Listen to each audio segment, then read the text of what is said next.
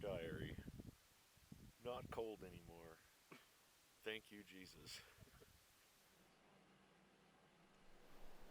The story goes, Dad, Grandpa, and Gertie went out hunting, and from what I imagine, it was a hill kind of like this, a little bit more trees. But I can't see any detail. And Gertie was supposed to play dog, while Grandpa was on one side. He was down canyon, and Dad was sitting over, but on the same ridge. And something about Gertie went down. They all had license. He went down and he kicked up a huge buck. I guess it was a monster 4x4 buck. And they couldn't get a shot because it had no idea Gertie was there, and Gertie had no idea it was there. He seen the track and just figured he'd just follow the track. Meanwhile, there's he's only maybe 50, 60 yards in front of him, but there's just too many trees, he couldn't see him. And they're zigzagging up this hill. And they couldn't get a shot because he's just too close. I mean, they didn't want to shoot at him.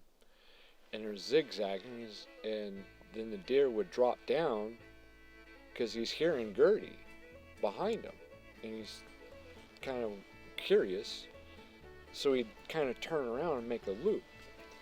And for 2 hours they were watching. They didn't want to say anything, yell at him, "Hey, turn around, dumbass," or something like that. And they're watching them do this weird zigzag pattern up and down this side of the mountain. Finally, Gertie stops. He kind of figures out what's going on. That he's following this deer, and the deer's trying to follow him, trying to figure out what's going on. So he stops and turns around. And it took about 20 minutes, I guess, and he finally came around, and he turned around.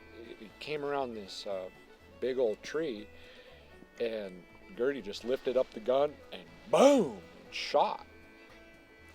And they seen that deer come on just the back feet, bucking its front legs, shaking its head, drop down, put its nose to the ground, and was just shaking like it was pissed. And meanwhile, I mean, here's this massive buck just 50 yards away, and he's a little buck fever trying to chamber in another shot. And he finally gets one in there, and that buck comes up and sees him and goes to charge him. And so he shoots again, pretty much from the hip, and goes over, and they're like, "Oh, geez, finally that fiasco's done," you know.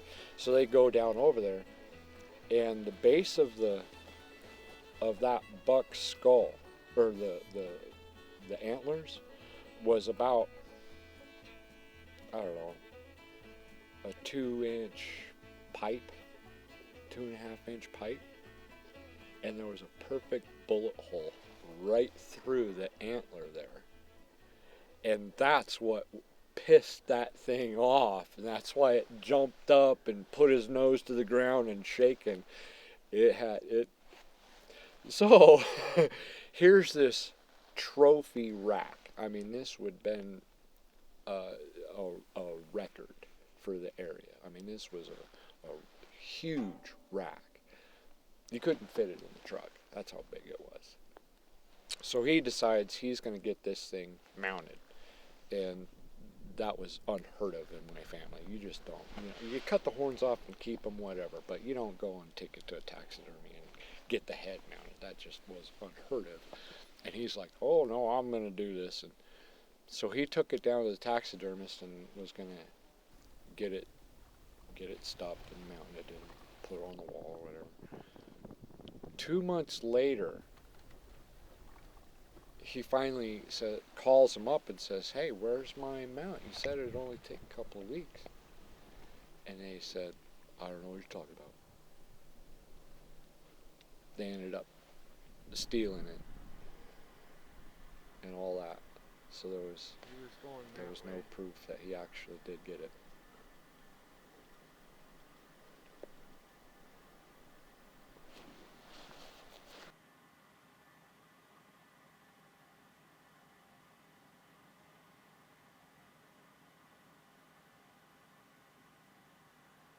It sure looks like it came across, though, I'll tell you that.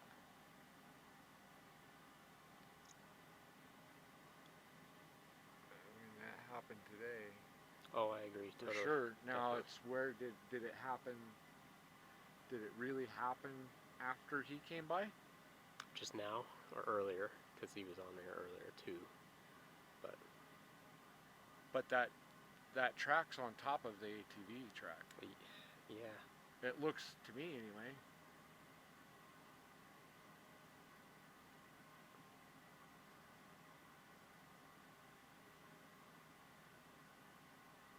And he just came up here. We didn't cross any other roads up here. Did you see any? No.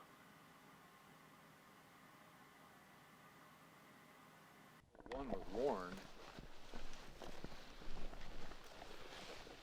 He knew we was hurting for money. Needed food and stuff like that. Don't you think? And the kind, generous person that Warren was, he decided to go get my dad a birthday present. And he calls him up and says, "Hey, meet me at your folks. I got your birthday present out here." Okay. So we went out there. It's about 6 o'clock or so in the evening. And there's 2 deer hanging. It's a pretty good birthday present. But unfortunately, my dad's birthday is August 4th.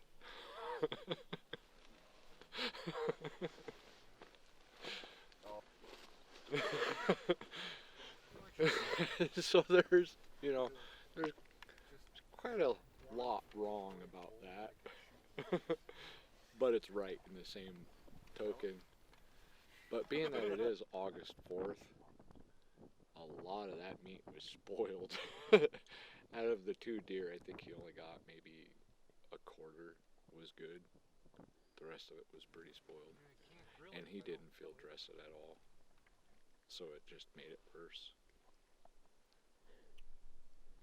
The other one, they was actually deer hunting on, actual deer hunting season. They're in the Jeep. Dad was driving.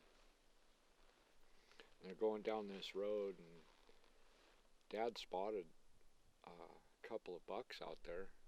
Stopped and unzipped the window down and goes, "Hey, look at that!